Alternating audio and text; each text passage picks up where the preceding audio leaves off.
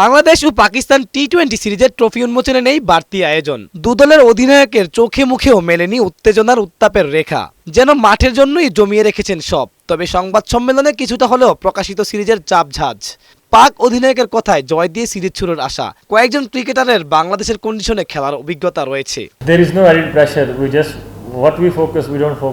ঘরের মাঠে বাংলাদেশ সবসময় কঠিন প্রতিপক্ষ, তবে আমরা প্রতিপক্ষ নিয়ে চিন্তা না করে নিজেদের সেরাটা খেলতে চাই।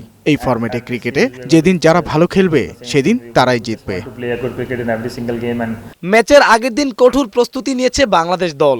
পাকিস্তানের বিপক্ষে লঙ্কানদের সাথে সাফল্যের ধারাবাহিকতা ধরে রাখতে চায়, সেইভাবেই প্রস্তুতি নিয়েছে স্বাগতিকরা। অনুশীলনে ব্যাটিংয়ে বাড়তি মনোযোগ দিয়েছেন সিনিয়র সহকারী কোচ। মিরপুরে চেনা উইকেটও বেশিরভাগ সময় রহস্যময় বলে মনে করেন বাংলাদেশের অধিনায়ক।